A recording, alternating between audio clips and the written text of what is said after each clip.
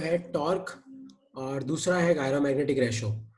तो पहले हम टॉर्क करेंगे, लेकिन टॉर्क निकालने के लिए ना कुछ बेसिक्स हैं जो मुझे लग रहा है कि शायद मुझे तुम्हें वापस समझाने पड़ेंगे। तो सब एक बार इस चीज को ध्यान से समझना। कुछ टॉपिक्स हैं। सबसे पहला है मैग्नेटिक मोमेंट। तुम सबको याद है अपन लोगों ने मैग्नेटिक मोमेंट करके एक टॉपिक पढ़ा था, तुम्हें याद हो तो। Magnetic moment, MAGNETIC, magnetic moment. ये टॉपिक मैंने तुम्हें कराया था। इसका फॉर्मूला होता है number of turns into current into area vector. तो बेसिकली मैग्नेटिक मोमेंट का फॉर्मूला होता है निया, NIA। ये चीज मैंने तुम्हें कराई थी। और मैग्नेटिक मोमेंट की डायरेक्शन निकालते कैसे, देखो नंबर ऑफ टर्न्स की डायरेक्शन तो हो नहीं सकती, करंट की डायरेक्शन हो नहीं सकती, बचा एरिया वेक्टर। तो तुम्हें क्या याद रखना है, तुम्हें ये याद रखना है कि अगर आपका करंट क्लॉकवाइज है तो आपका एरिया वेक्टर अंदर की तरफ होता है। अगर आपका एरिया वेक्टर, अगर आपका करंट एंटी क्लॉकवाइज है तो आपका एरिया वेक्टर का होता है बाहर की तरफ। क्योंकि किसी भी लूप में या तो करंट क्लॉकवाइज होगा या करंट एंटी क्लॉकवाइज होगा। तो करंट अगर क्लॉकवाइज है तो एरिया वेक्टर एरिया के अंदर की तरफ होगा, और करंट अगर एंटी क्लॉकवाइज है तो एरिया वेक्टर बाहर की तरफ होगा, मतलब आउटवर्ड्स।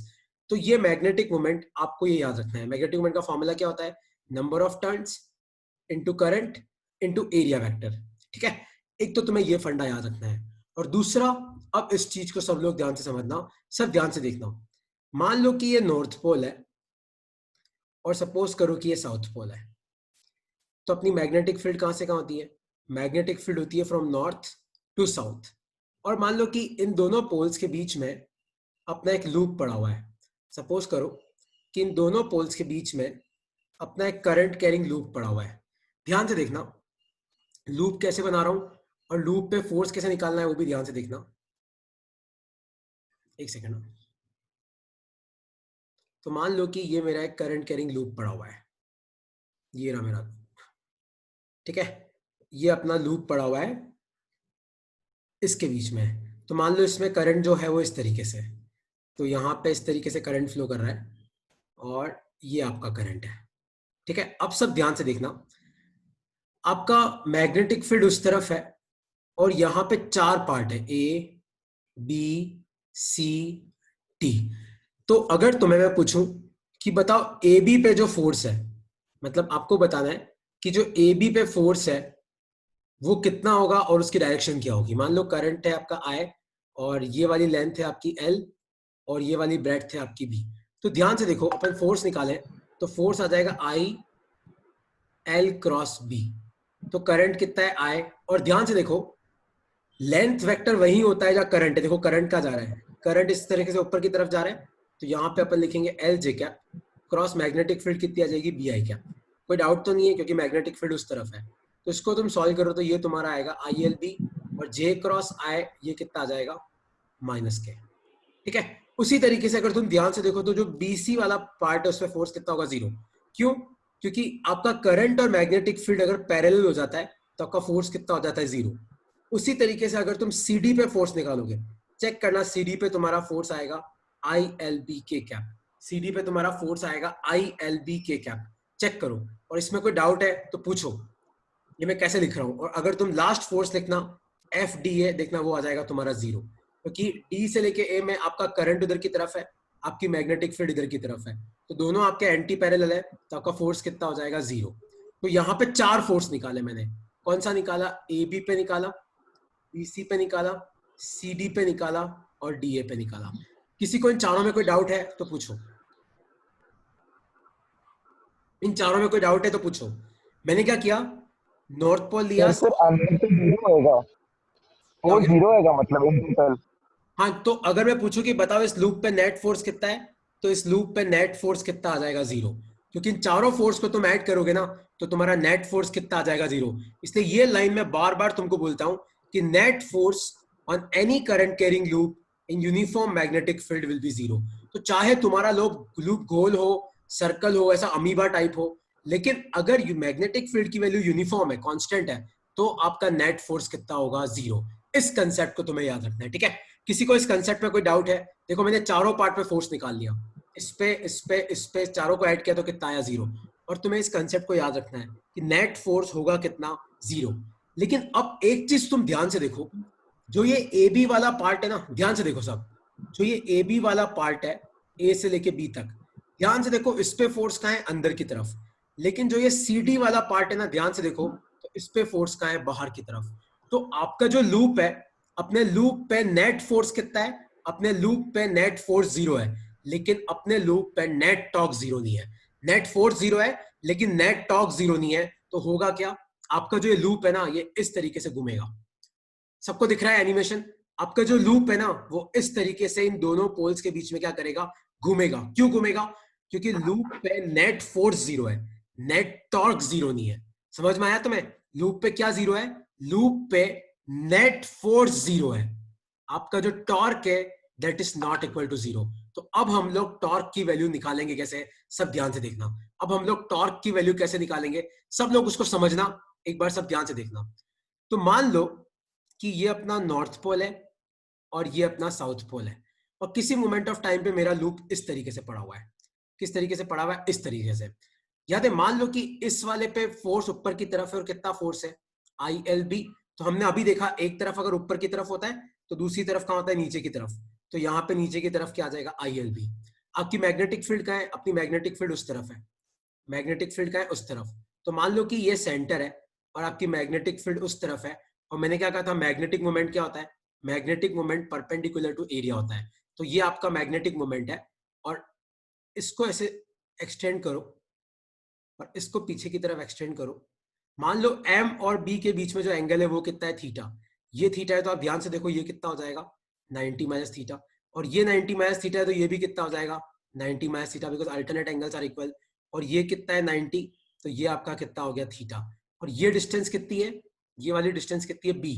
अगर तुम्हें याद हो तो मैंने थोड़ी देर पहले आपका लूप बनाया था ना, अपना लूप, अगर तुम्हें याद हो तो ये मैंने एल लगाया था, ये मैंने बी लगाया था। तो ये डिस्टेंस कितनी हो जाएगी, बी। ये डिस्टेंस कितनी हो जाएगी, बी। तो अगर ये बी है तो ये वाली डिस्टेंस कितनी हो जाएगी, बी कॉस थीटा। और ये वाली डिस्टेंस कितनी हो जाएगी, बी साइन थीटा। तो यहाँ पे टॉर्क का फॉर्मूला क्या आएगा, टॉर्क का फॉर्मूला आएगा फोर्स इनटू परपेंडिकुलर डिस्टेंस। क्योंकि अगर तुम्हें पता हो तो इसको कपल बोलते हैं।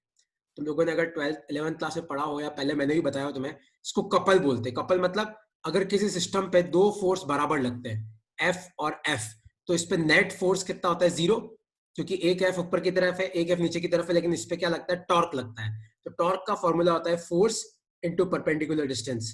तो अपना फोर्स कितना है, फोर्स है आई एल बी, और परपेंडिकुलर डिस्टेंस कितना है, ध्यान से देखो, बी साइन थीटा। परपेंडिकुलर मतलब आप इसको एक्सटेंड करो और इसको एक्सटेंड करो, और ध्यान से देखो कि इन दोनों के बीच में दूरी कितनी है, बी साइन थीटा। तो ये हो जाएगा तुम्हारा I L B into B sine theta. इतना लिख लो एक बार अपनी कॉपी में। अगर तुम चाहो तो मैं ये डेरिवेशन तुम्हें वापस करा सकता हूँ। मैं एक काम करता हूँ, मैं ये डेरिवेशन तुम्हें वापस समझाता हूँ, है ना। जिसको समझ में आ गया बहुत अच्छी बात है, जिसको नहीं समझ में आया ध्यान से देखना। नॉर्थ पोल, साउथ पोल, ठीक है। अपना जो लूप है वो गोल गोल घूम रहा है। याद है मैंने तुम्हें अभी एनिमेशन बताया था, ये वाला जो आपका लूप है, ध्यान से देखो वापस। तो अपना लूप जो है वो गोल गोल घूम रहा है, ठीक है। तो अब हम इस पर टॉर्क निकालेंगे। तो वापस अपना अपना लूप मान लो किसी मोमेंट ऑफ टाइम पे ऐसा है, तो इस तरफ ऊपर की तरफ फोर्स लगेगा, कितना लगेगा, आई एल बी। एक तरफ नीचे की तरफ फोर्स लगेगा, कितना लगेगा, आई एल बी। उन दोनों का कैंसिल हो गया, बाकी जो दोनों है ना उनका फोर्स कैंसिल हो जाता है। और मान लो ये डिस्टेंस है आपकी बी, ये डिस्टेंस कितनी है आपकी बी। मान लो कि ये सेंटर है और ये आपका मैग्नेटिक मोमेंट है एम, और मान लो ये आपकी मैग्नेटिक फील्ड उधर की तरफ बी, और मान लो ये एंगल है आपका थीटा। तो ये कितना बचा, 90 माइनस थीटा। तो इसको ऐसे नीचे की तरफ एक्सटेंड करो और इसको ऐसे पीछे की तरफ एक्सटेंड करो। तो ये 90 माइनस थीटा है, तो ये भी कितना होगा, 90 माइनस थीटा। और ये अगर 90 है तो ये कितना बचेगा, ये बचेगा थीटा। थीटा के सामने वाला कंपोनेंट क्या हो जाएगा, ये तो हो जाएगा बी साइन थीटा, और ये क्या हो जाएगा, बी कॉस थीटा। तो टॉर्क का फॉर्मूला होता है फोर्स इंटू परपेंडिकुलर डिस्टेंस। तो फोर्स कितना है, आई एल बी, मतलब आपको कोई एक फोर्स लेना है, और परपेंडिकुलर डिस्टेंस कितना है, बी साइन थीटा। तो इसको अपन लिख सकते हैं I length into breadth into B sine theta. और अगर तुम्हें पता हो तो लेंथ इंटू ब्रेड्थ क्या होता है, एरिया। तो टॉर्क कितना आएगा, आई ए बी साइन थीटा। और करंट इंटू एरिया क्या होता है, मैंने तुम्हें थोड़ी देर पहले बताया था, मैग्नेटिक मोमेंट। तो ये आएगा आपका एम बी साइन थीटा, या फिर टॉर्क को अपन लिख सकते हैं एम क्रॉस बी।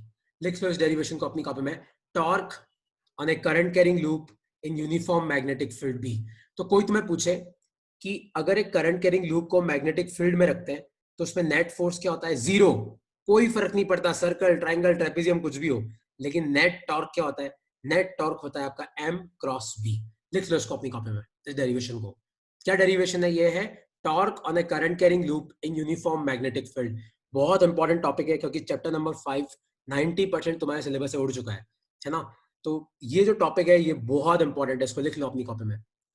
इवन तुम कोई भी कॉम्पिटिटिव एग्जाम देंगे ना, तो तुम्हें ये वाला फॉर्मूला बहुत हेल्प करेगा, जो मैंने लिखवा रखा है अभी, m क्रॉस b। याद है इलेक्ट्रोस्टैटिक्स में क्या फॉर्मूला आया था? p cross e। यहाँ पे क्या आया? m cross b। लिख लो अपनी कॉपी में, टॉर्क का फॉर्मूला होता है m क्रॉस b। और इसमें अगर किसी को कोई डाउट है तो पूछ लो।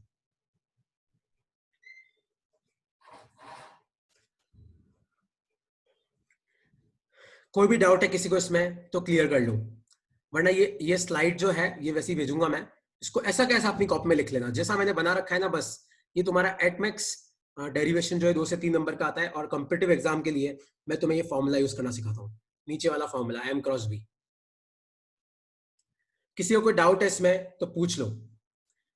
सर एक बार ये m बता सकते हैं क्या? ये आई ए जो है उसके बाद आपने नीचे m लिख दिया, आई ए, फिर वो गया m b साइन थीटा। एक बार m बता सकते हैं क्या है? हाँ, तुमने लेट ज्वाइन किया था क्या? मैंने शुरू में m समझाया था ना। मैग्नेटिक मोमेंट का फॉर्मूला होता है number of turns into current into area. तो अपने लूप में तो नंबर ऑफ टर्न्स 1 था, इसलिए खाली i इनटू ए था। लेकिन अगर नंबर ऑफ टर्न्स दे रखा हो तो मैग्नेटिक मोमेंट कैसे निकालते हैं? NIA, निया। ओके सर, ओके ओके ठीक है, इस तरीके से निकालते हैं। Okay sir. मैग्नेटिक मोमेंट का डायरेक्शन कैसा है? ठीक है ऋषिता, मैं समझाता हूँ। एक बार इसको लिख लो, एक बार इस डेरिवेशन को लिख लो, फिर मैं तुम्हें मैग्नेटिक मोमेंट का डायरेक्शन निकालना सिखाता हूँ। एक बार इसको लिख लो अपनी कॉपी में। सबने ये लिख लिया? देखो ये डेरिवेशन तो देखो तुम रट लेना, ठीक है, सीधी सी बात है। अब मैं तुम्हें इसको यूज करना सिखाता हूँ। अब इसको यूज कैसे करते हैं? सबसे पहले आप फॉर्मूले पे ध्यान दो। टॉर्क का फॉर्मूला क्या है? m cross b। या फिर इसका एक और फॉर्मूला क्या है? m b sine theta. तो अब मैं तुम्हें हर चीज निकालना सिखाता हूँ। सबसे पहले अपन बात करते हैं मैग्नेटिक मोमेंट की। मैग्नेटिक मोमेंट का फॉर्मूला होता है number of turns into current into area vector. ये मैं तुम्हें पहले भी सिखा चुका हूं, लेकिन वापस ध्यान से देखना। मान लो कि आपके पास ये x एक्सिस है, ये y एक्सिस है, और ये z एक्सिस है। मान लो कि तुम्हारे पास x, y, z और 3 एक्सिस है, ठीक है। और मान लो कि तुम्हारा करंट कैरिंग लूप इस तरीके से पड़ा हुआ है, ये, ठीक है। और मान लो कि करंट इस तरीके से फ्लो कर रहा है। करंट कैसे फ्लो कर रहा है? इस तरीके से फ्लो कर रहा है। मान लो कि आपको दे रखा है ये L है, ये B है, और करंट फ्लो कर रहा है I। मैं पूछूं कि इसका मैग्नेटिक मोमेंट लिखो, तो मैग्नेटिक मोमेंट का फॉर्मूला क्या आएगा? NIA, निया। विशाल तुमने अभी ज्वाइन किया, ध्यान से समझ। मैग्नेटिक मोमेंट होता है number of turns into current into area. जैसे इस क्वेश्चन में नंबर ऑफ टर्न्स दे नहीं रखा है, तो n को क्या ले लो? 1। अब करंट तो आई होगा, करंट को आप छेड़ ही नहीं सकते, तो 1 इंटू आई। लेकिन अब सबसे इंपॉर्टेंट है एरिया वेक्टर। तो ध्यान से देखो यहाँ पे एरिया वेक्टर कैसे निकालेंगे। देखो एरिया कितना है? एरिया है L इंटू बी। और ध्यान से देखो आपका करंट कैसे है? क्लॉकवाइज। तो मैग्नेटिक मोमेंट का होगा अंदर की तरफ, तो मतलब ये तो हो जाएगा k कैप, और अंदर की तरफ क्या आएगा? पीछे की तरफ आएगा तुम्हारा माइनस k कैप। तो तुम्हारा एरिया वेक्टर कितना आएगा? L इंटू बी, और ब्रैकेट में आ जाएगा माइनस k कैप। तो तुम्हारा जो मैग्नेटिक मोमेंट है वो आया कितना? वो आया तुम्हारा माइनस ILB k कैप। तो इस तरीके से हम क्या निकालते हैं? इस तरीके से हम लोग मैग्नेटिक मोमेंट निकालते हैं। किसी को कोई डाउट है मैग्नेटिक मोमेंट में तो पूछ लो। मैग्नेटिक मोमेंट का फॉर्मूला होता है NIA, निया। N number of turns, I होता है करंट, A होता है एरिया वेक्टर। और याद रखना एरिया वेक्टर एरिया के परपेंडिकुलर होता है। इस कंसेप्ट को तुम लोगों को याद रखना है ना। तो एक क्वेश्चन और मैं करा रहा हूं, सब ध्यान से देखना। तो मान लो कि क्वेश्चन है ये कि ये आपका एक एरिया पड़ा हुआ है, मान लो ये एक सर्कल पड़ा हुआ है, और इस सर्कल में करंट, इस सर्कल का रेडियस है r। सब ध्यान से देखना। और मान लो कि इसमें जो करंट फ्लो कर रहा है, मान लो इसमें करंट फ्लो कर रहा है I, और इसमें नंबर ऑफ टर्न्स है n। और आपकी जो मैग्नेटिक फील्ड है, सपोज करो कि आपकी मैग्नेटिक फील्ड ऊपर की तरफ है। आपकी मैग्नेटिक फील्ड का है इस तरीके से ऊपर की तरफ, और मान लो मैग्नेटिक फील्ड की वैल्यू b। और मैं पूछूं कि बताओ इस पर टॉर्क कितना लग रहा है। अब सब ध्यान से देखना। सबसे पहले अपनी कॉपी में टॉर्क का फॉर्मूला पुट करो, m b साइन थीटा। किसी को डाउट तो नहीं है? अब m की वैल्यू पुट करो, ये होता है निया, NIA। तो number of turns n, current है I, और ये सर्कुलर रूप है तो एरिया कितना होगा? पाई r स्क्वायर, ठीक है। बी की वैल्यू मैग्नेटिक फील्ड दे रखा है, अब थीटा निकालते हैं। ध्यान से देखो तो इसमें करंट क्या है, इसमें करंट है क्लॉकवाइज। ध्यान से देखो, मतलब मैग्नेटिक मोमेंट कहाँ होगा, मैग्नेटिक मोमेंट है नीचे की तरफ, और ध्यान से देखो तो मैग्नेटिक फील्ड कहाँ है, मैग्नेटिक फील्ड है ऊपर की तरफ। तो दोनों के बीच में एंगल कितना आया, दोनों के बीच में एंगल आया पाई, और साइन थीटा कितना आ गया पाई, लेकिन साइन पाई क्या होता है 0, तो आपका आंसर कितना आएगा 0। इस तरीके से निकालते हैं हम टॉर्क, इस तरीके से हम लोग क्या निकालते हैं टॉर्क। हाँ विशाल, थंब रूल से एरिया वेक्टर निकालना है, आप करंट की डायरेक्शन में अपनी उंगलियां लगा लो, थंब आपको डायरेक्शन दे देगा। किसी को इस क्वेश्चन में डाउट है, मैंने ये क्वेश्चन कैसे सॉल्व किया? No sir. ओके, अब अगला क्वेश्चन तुम्हारे लिए। तो अगला क्वेश्चन तुम लोगों को सॉल्व करना है। क्वेश्चन है ये, आपके पास ये एक सर्कुलर एरिया है, सर्कुलर, इसका रेडियस है r, number of turns n दे रखा है, और मान लो कि इसमें करंट फ्लो कर रहा है ऐसे I, ठीक है, और इसमें करंट फ्लो कर रहा है I, पर आपकी जो मैग्नेटिक फील्ड है वो उधर की तरफ है, आपकी जो मैग्नेटिक फील्ड है वो उधर की तरफ है। अब सब चैट, कोई बोलेगा नहीं, सब चैट बॉक्स में टाइप करो इसका आंसर क्या आएगा, टॉर्क कितना आएगा, जल्दी सॉल्व करो,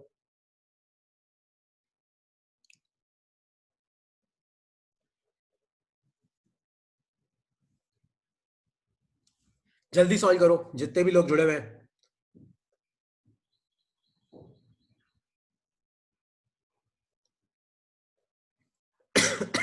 क्या आएगा टॉर्क, जल्दी मुझे बताओ। सब अपनी कॉपी में पहले टॉर्क का फॉर्मूला लिखो। देखो इन क्वेश्चन को करने का पता है बेस्ट तरीका क्या होता है, सबसे पहले formula M B sine theta.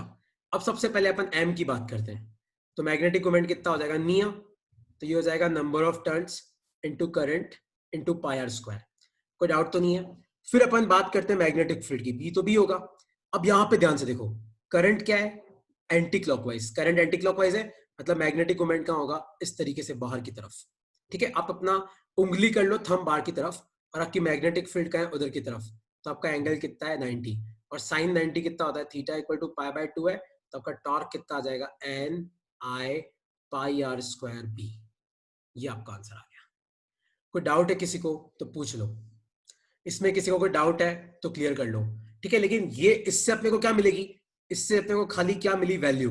इसलिए मैं बोलता हूं कि अपने को क्या लगाना चाहिए, अपने को हमेशा ये वाला फॉर्मूला यूज करना चाहिए, कौन सा, एम क्रॉस बी।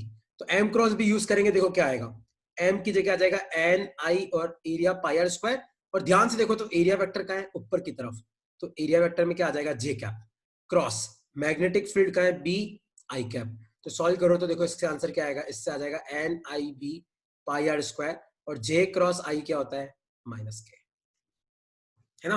तो क्योंकि यहाँ पे एरिया वेक्टर मैंने क्या लिया, एरिया वेक्टर आ जाएगा जे कैप, और मैग्नेटिक फील्ड क्या आ जाएगी, मैग्नेटिक फील्ड आ जाएगी आई कैप, तो जे क्रॉस आई क्या होता है, ये आ जाएगा माइनस के कैप। तो अगर तुम ये वाला तरीका यूज करोगे तो तुम्हें डायरेक्शन अपने आप मिल जाएगी, और इस तरीके से खाली क्या मिलती है, वैल्यू मिलती है।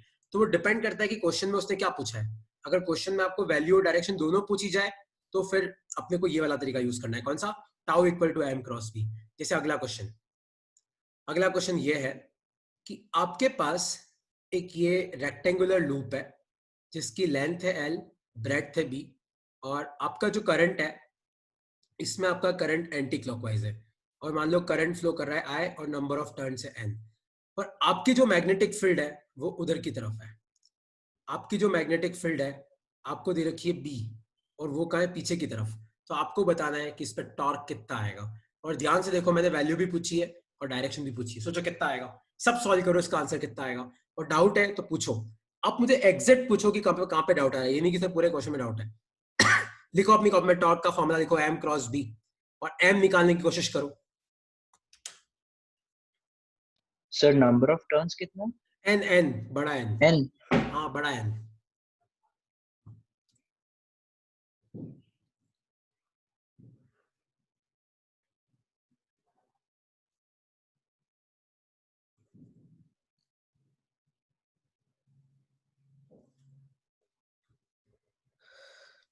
क्या आ रहा है सबका आंसर? देखो तुम लोग साथ साथ चलोगे तो तुम्हें मजा आएगा, वरना तो तुम पकोगे, कुछ नहीं होगा। टॉर्क का फॉर्मूला होता है एम क्रॉस बी, पहले एम ढूंढते हैं। एम का फॉर्मूला होता है नियम एन आई ए, तो नंबर ऑफ टर्न्स तो एन हो गए, करंट कितना है आई, पहले एरिया लिख लो एल इंटू बी। अब ध्यान से देखो तो आपका करंट क्या है एंटी क्लॉकवाइज, मतलब एरिया वेक्टर बाहर की तरफ होगा, बाहर की तरफ मतलब क्या आ जाएगा, के कैप, है ना, क्योंकि डायरेक्शन क्या होती है, बाहर की तरफ के कैप, अंदर की तरफ माइनस के कैप, ये होती है आई कैप, ये होती है जे कैप, पीछे की तरफ माइनस आई कैप, नीचे की तरफ माइनस जे कैप, ठीक है। और मैग्नेटिक फील्ड का है, सब ध्यान से देखो, बी, लेकिन मैग्नेटिक फील्ड का है माइनस आई कैप में, क्योंकि मैग्नेटिक फील्ड का है पीछे की तरफ। बस अब तो इन दोनों का क्रॉस प्रोडक्ट करना है, तो एन आई एल बी और एम क्रॉस बी है, तो के क्रॉस माइनस आई। आया तुम्हें समझ में किसका आंसर क्या आया, कि कोई डाउट है? सर माइनस जे आएगा। अगर थीटा से नहीं कर यहाँ पे मैंने वैल्यू और डायरेक्शन दोनों पूछी है, तो इसका आंसर आएगा माइनस जे कैप में आ रहा है। यहाँ पे मैंने वैल्यू और डायरेक्शन दोनों पूछी है इसलिए। अब कोई डाउट है किसी को तो पूछ लो, कोई डाउट है किसी को? माइनस जे कैप में कैसे? के क्रॉस आई तो जे होता है, और ये माइनस माइनस जे, इस माइनस को भूलना थोड़ी है। कोई डाउट है किसी को तो पूछो। ओके, कोई डाउट नहीं है तो अब सब ध्यान से देखो। मान लो कि मैं बोल दूं कि ये एक सर्कल है, पर इस सर्कल का, मान लो इस सर्कल में जो करंट है वो क्लॉकवाइज फ्लो कर रहा है, और आपकी जो मैग्नेटिक फील्ड है, तो क्वेश्चन ये है, मैग्नेटिक फील्ड, ध्यान से क्वेश्चन समझना, magnetic field is parallel to, ध्यान से क्वेश्चन पढ़ना, magnetic field is parallel to, magnetic field is parallel to area of loop, magnetic field is parallel to area of loop, है ना। तो आपको बताना है कि जो tau equal to M B sine theta होता है, इस क्वेश्चन के हिसाब से थीटा कितना होगा, सोचो। अगर मान लो क्वेश्चन में आपको दे रखा है कि magnetic field is parallel to area of loop, आपकी जो मैग्नेटिक फील्ड है वो एरिया के पैरेलल है, तो आपको बताना है कि ये जो क्वेश्चन है इसमें थीटा की वैल्यू क्या होगी। मतलब अगर ये फॉर्मूला अगर तुम्हें लगाने को मिल जाए तो तुम थीटा क्या लोगे, सोचो। मैग्नेटिक फील्ड जो है, मैग्नेटिक फील्ड जो है, नहीं, magnetic field is parallel to area of loop, तो अगर मान लो कि ये अपना लूप है तो मैग्नेटिक फील्ड इस एरिया के पैरेलल है, और मैग्नेटिक मोमेंट क्या होता है, परपेंडिकुलर, तो आपका एंगल कितना होगा, 90 डिग्री, है ना। इसलिए जब भी ये लाइन आए ना, ये लाइन क्वेश्चन में लिखियो कि magnetic field is parallel to area of loop, तो आपकी मैग्नेटिक फील्ड एरिया के पैरेलल है, लेकिन एरिया वेक्टर तो एरिया के परपेंडिकुलर होता है, तो ये एरिया वेक्टर, ये मैग्नेटिक फील्ड, तो आपका एंगल कितना आया, 90 डिग्री। ये बहुत इंपॉर्टेंट कंसेप्ट है, लोग क्या करते हैं इसमें गलत कर देते हैं, है ना। तो याद रखना इस केस में थीटा कितना आएगा, तुम्हारा 90 डिग्री आएगा। और मान लो कि अगर मैं तुम्हें पूछूं कि magnetic field is perpendicular to area of loop, अगर मैं बोलूं कि आपकी जो मैग्नेटिक फील्ड है वो परपेंडिकुलर है एरिया के, तो आपको बताना है कि इस केस में आपका थीटा कितना आएगा। मान लो कि ये एरिया है, तो आपको बताना है कि ये जो फॉर्मूला आएगा tau equal to M B sine theta, आपको बताना है कि इस केस में थीटा क्या होगा। तो मैग्नेटिक फील्ड इज परपेंडिकुलर, तो आपकी जो मैग्नेटिक फील्ड है वो एरिया के परपेंडिकुलर है। मतलब मान लो आपकी मैग्नेटिक फील्ड ऐसे है, तो अगर अपना करंट मान लो एंटी क्लॉकवाइज है, तो आपका एरिया वेक्टर भी इधर की तरफ ही होगा, तो इस केस में थीटा कितना हो जाएगा, 0 डिग्री। और करंट अगर क्लॉकवाइज है तो आपका एरिया वेक्टर पीछे की तरफ होगा, इस केस में थीटा कितना हो जाएगा, पाई। तो याद रखना इस केस में थीटा 0 डिग्री भी हो सकता है और पाई भी हो सकता है, लेकिन दोनों केस में टाउ कितना आएगा, 0, क्योंकि साइन 0 भी 0 होता है, साइन पाई भी 0 होता है। तो इसलिए ये तुम्हें कंसेप्ट याद रखना है ना, इसलिए ये कंसेप्ट तुम्हें याद रखना है। तो क्योंकि ये जो लाइन है बहुत इंपॉर्टेंट है कि in a given circuit magnetic field is perpendicular to area, magnetic field is parallel to area. तो किसी को कोई डाउट है तो पूछ लो, क्योंकि ये जो फॉर्मूला होता है ना tau equal to M B sine theta, ये थीटा कौन सा एंगल होता है, ये थीटा एंगल होता है मैग्नेटिक मोमेंट और मैग्नेटिक फील्ड के बीच का, या फिर तुम ये भी बोल सकते हो एरिया वेक्टर और मैग्नेटिक फील्ड के बीच का। याद रखना ये थीटा कौन सा एंगल होता है, ठीक है। किसी को अब इस टॉपिक में कोई डाउट है तो पूछ लो, किसी को कोई भी डाउट है तो क्लियर कर लो, वरना अपना torque on a current carrying loop in uniform magnetic field topic खत्म होता है। किसी को कोई डाउट है इसमें तो हाँ पूछो। तो जैसे इलेक्ट्रिक मोटर्स होती है उनके अंदर भी टॉर्क होता है, तो ये जो मोटर्स हैं तो इसमें किसी एक छोटी मोटर है, अब मुझे उसका जो आरपीएम है उसमें टॉर्क बढ़ाना है, तो मैं क्या क्या कर सकता हूँ उसमें? करंट और मैग्नेटिक फील्ड बढ़ा सकते हो। और इसके अलावा और कुछ ऐसा नहीं कर सकते? नहीं, आप मैग्नेटिक फील्ड भी नहीं बढ़ा सकते, आप सिर्फ करंट बढ़ा सकते हो। मतलब हाई वोल्टेज की बैटरी ले ले, तेरा करंट बढ़ जाएगा और टॉर्क बढ़ तो बट जाएगा। उससे मोटर को डैमेज नहीं होगा? होगा, मोटर उड़ जाएगी। मोटर के ऊपर लिखा होता है कि कितना वोल्टेज लगा सकते हैं। तो वैसे ऐसा क्यों होता है कि उसमें एक डेफिनेट वोल्टेज होता है, करंट तो कितना भी पास करो और ज्यादा मैग्नेटिक और ज्यादा टॉर्क ही तो होगा, और क्या होगा? नहीं नहीं, ज्यादा ज्यादा करंट और वोल्टेज हुआ तो हीट प्रोड्यूस होती है, इससे मोटर जल जाती है। ठीक अच्छा। है, ओके। अब नेक्स्ट टॉपिक लिखो अपनी कॉपी में, सब लिखो अपनी, बहुत इंपॉर्टेंट टॉपिक है ये, मैग्नेटिक मूवमेंट। टॉपिक लिखो अपनी कॉपी में, magnetic movement of revolving electron. Magnetic movement of revolving electron. सब ध्यान से समझना। मान लो कि ये आपके पास कोई एटम है और यहाँ पे न्यूक्लियस है, और न्यूक्लियस से r दूरी पे मान लो अपना कोई इलेक्ट्रॉन है, वो गोल गोल घूम रहा है, और मान लो इलेक्ट्रॉन की वेलोसिटी आपको दे रखी है v। तो आपको बताना है कि मैग्नेटिक मोमेंट होगा कितना। सब ध्यान से देखो, मैग्नेटिक मोमेंट का फॉर्मूला होता है निया, NIA। अब यहाँ पे तो एक ही इलेक्ट्रॉन है, नंबर ऑफ टर्न्स 1। आई क्या हो जाएगा, आई हो जाएगा कितना इलेक्ट्रॉन घूम रहा है, ई माइनस कितना चार्ज घूम रहा है, ई माइनस अपॉन मान लो टाइम कितना ले रहा है टी, और एरिया कितना हो जाएगा पाई आर स्क्वायर। क्योंकि करंट का फॉर्मूला क्या होता है, करंट का फॉर्मूला होता है Q बाय टी, है ना। इस टी का मतलब है कि एक रिवॉल्यूशन में कितना टाइम लगेगा। देखो टी कैसे निकालेंगे, वेलोसिटी क्या होता है, v होता है 2 पाई आर बाय टी। तो टी को अपन क्या लिख सकते हैं, 2 pi r by V. Velocity distance by time, time distance by velocity.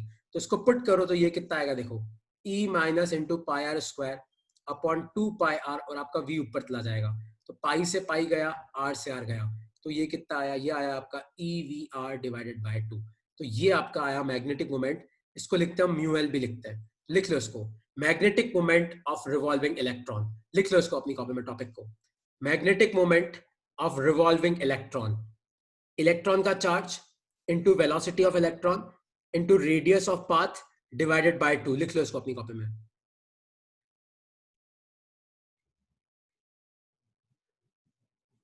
लिख लो इसको। म्यू एल से डिनोट करते हैं, किससे, mu L, magnetic moment of revolving electron. तो एम पुट करो, NIA, एन की जगह 1। करंट होता है rate of flow of charge, तो कितना चार्ज घूम रहा है, एक इलेक्ट्रॉन घूम रहा है, अपॉन कितने टाइम में घूम रहा है, टी टाइम में घूम रहा है। तो velocity distance by time, time distance by velocity. तो टी की जगह पुट कर दो तुम 2 पाई आर बाय वी, पाई से पाई गया, आर से आर गया, तो म्यू एल कितना आया, EVR डिवाइडेड बाय 2। लिख लो, ये है तुम्हारा मैग्नेटिक मोमेंट। तो magnetic moment of revolving electron का फॉर्मूला है ये, मैग्नेटिक मोमेंट। लिख लो इसको अपनी कॉपी में,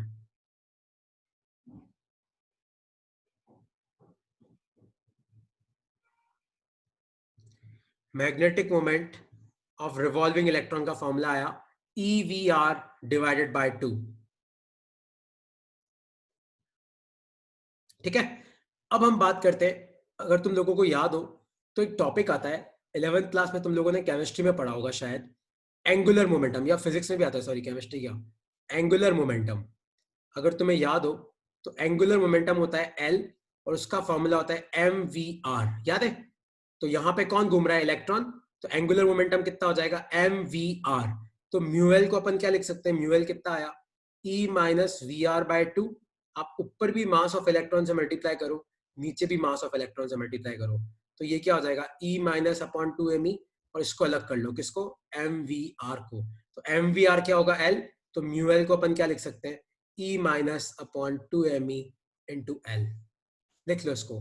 तो ये किसका रिलेशन है, ये लिख लो अपनी कॉपी में, रिलेशन किसके बीच का रिलेशन है, relation between magnetic moment, relation between magnetic moment and angular momentum. लिख लो इसको अपनी कॉपी में, बहुत इंपॉर्टेंट टॉपिक है। Mu L equal to E minus upon 2 ME into L. E minus मतलब इलेक्ट्रॉन का चार्ज, 2 इंटू ME मतलब इलेक्ट्रॉन का मास, एल मतलब एंगुलर मोमेंटम, म्यू एल मतलब मैग्नेटिक मोमेंट।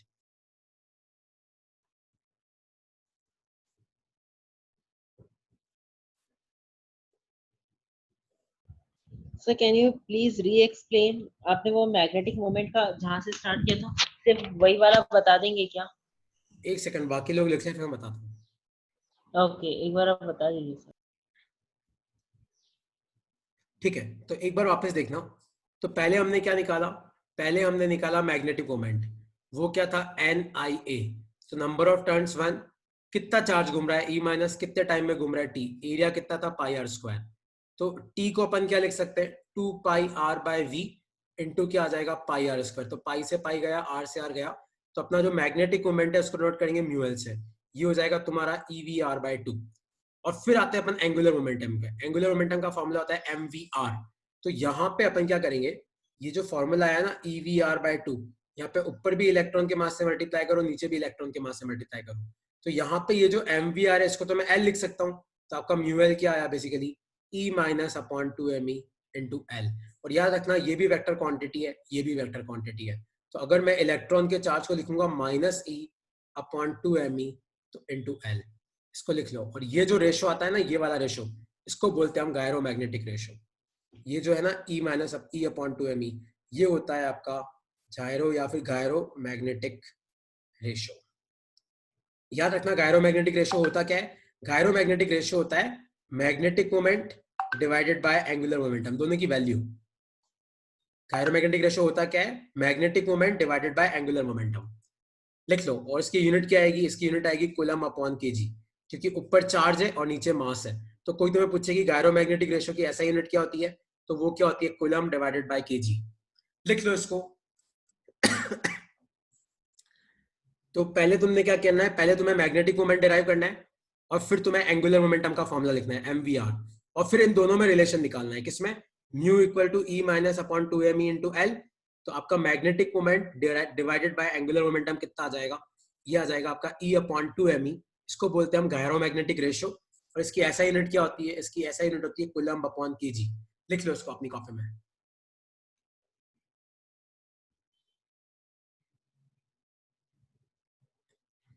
कोई डाउट है इसमें तो पूछ लो, कूलम अपॉन केजी।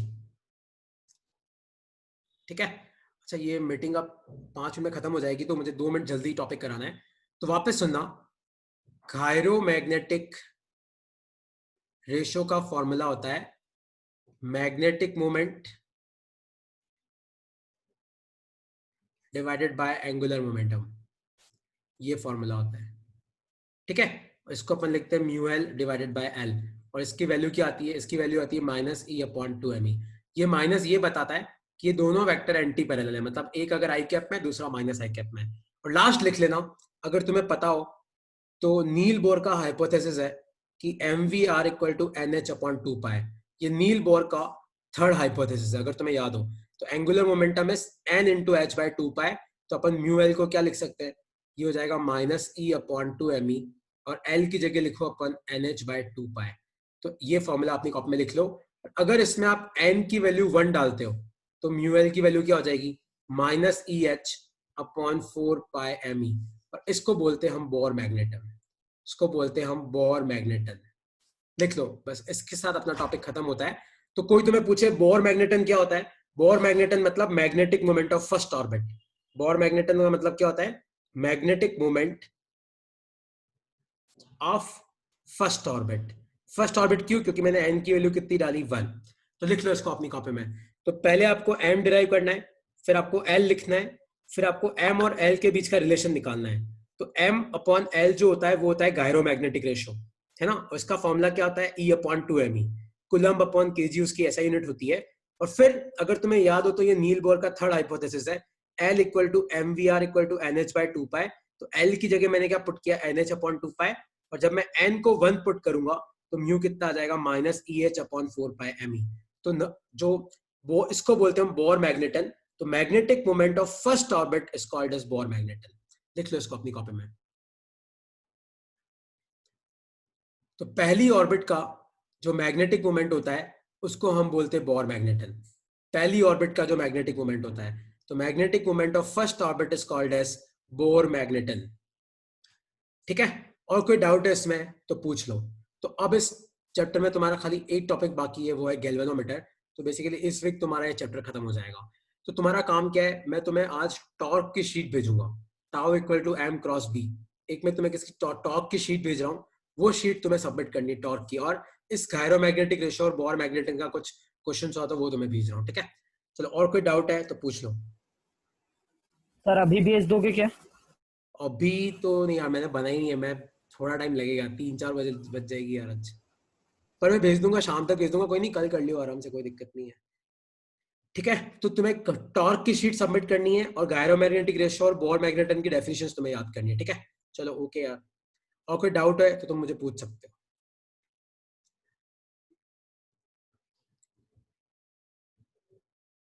ओके चलो बाय यार।